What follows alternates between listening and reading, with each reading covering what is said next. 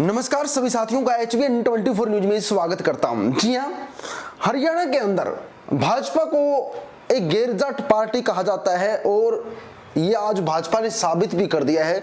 जाट नेताओं की अनदेखी कर कैसे अनदेखी की जा रही है मैं आपको बताऊंगा। सबसे पहले तो सबसे कम जाट नेताओं को टिकट दिया गया भाजपा पार्टी में, उसके बाद उनमें से 5 ही जाट नेता, टोटल 48 विधायक भाजपा पार्टी की जीत दर्ज की है, यानी टोटल 48 विधायकों के साथ भाजपा सरकार बनाने जा रही है। इनमें से 5 जाट नेताओं ने चुनाव जीता और बड़े बड़े नेता जेपी दलाल, ओम प्रकाश धनखड़, बड़े बड़े नेता चुनाव हार भी गए।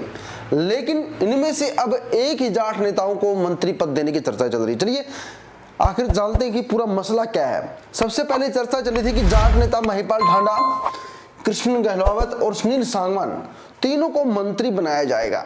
लेकिन अभी यहां पर फाइनलाइजेशन सामने आ रहा है कि 17 अक्टूबर को सिर्फ सुनील सांगवान ही जाट नेताओं में से शपथ लेंगे। यानी पहले चर्चा चल रही थी कि 3 नेताओं को बड़े मंत्री पद दिए जाएंगे, लेकिन अब सुनील सांगवान को ही मंत्री पद देने की चर्चा चल रही है। अब महिपाल ढांडा भी बड़े पुराने नेता है, कदावर नेता है, उन पर भी विचार किया जा रहा है। लेकिन सोचने वाली बात यह है कि आखिर भाजपा में ऐसी अनदेखी क्यों हो रही है। भाजपा खुद को 36 बिरादरी की पार्टी कहती है। टिकट बंटवारे के अंदर कम टिकट देना, उसके बाद 5 बड़े नेताओं के चुनाव जीतने के बाद मंत्री पद एक नेता को देना, इन चीजों पर जो मंथन चल रहा है उस चीज को देखकर यही लगता है कि भाजपा पार्टी में अनदेखी हो रही है। लोग पहले धरातल पर कहते तो थे कि भाजपा गैर-जाट पार्टी है, लेकिन अब भाजपा खुद इसको साबित भी कर रही है। दूसरा, भाजपा के अंदर काफी लोग सीएम बन चुके हैं, काफी लोग सीएम बनने की कगार पर भी है, लेकिन किसी भी जाट नेता के द्वारा दावेदारी नहीं की जा रही है कि मैं सीएम बनूंगा। जी हां, आपको बता दें कि ना तो जेपी दलाल ना ओम प्रकाश धनखड़ वो तो चुनाव भी हार गए हैं, अब दावेदारी कर भी नहीं सकते हैं।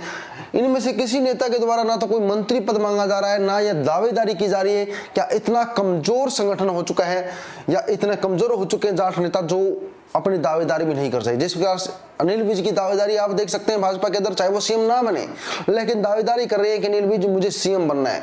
उधर से चौधरी कुलदीप बिश्नोई आदमपुर की सीट हारने के बाद भी दावेदारी कर रहे हैं कि मुझे मंत्री या सीएम बनना है।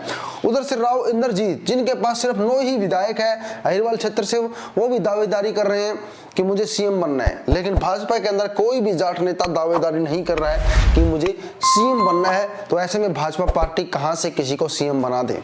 यहां तक कि मंत्री पद की दावेदारी भी नहीं हो रही है तो भाजपा पार्टी कहां से किसी को मंत्री बना दे। यह भी दूसरा रीजन हो सकता है, या सबसे बड़ा रीजन हो सकता है कि देश के प्रधानमंत्री और मुख्यमंत्री भी इस मामले में हस्तक्षेप कर रहे हो कि किसको मंत्री बनाना चाहिए, किसको मंत्री नहीं बनाना चाहिए। लेकिन टोटल रिपोर्ट मेरे पास तो यही है कि भाजपा के अंदर अनदेखी हो रही है और भाजपा के अंदर ये अनदेखी होती रहेगी। यानी साफ साफ कहूंगा कि जाट नेताओं का पत्ता काट रही है भाजपा, और एक मंत्री पद ही आज हरियाणा के अंदर 40% जाट वोटर है, उन्हें एक ही मंत्री पद आज भाजपा के अंदर दिया जा रहा है। तो इससे बड़ी अनदेखी क्या हो सकती है। आप लोग अपने विचार जरूर कमेंट करें, लाइक एंड शेयर करें। चैनल को सब्सक्राइब नहीं किया है तो सब्सक्राइब जरूर करें।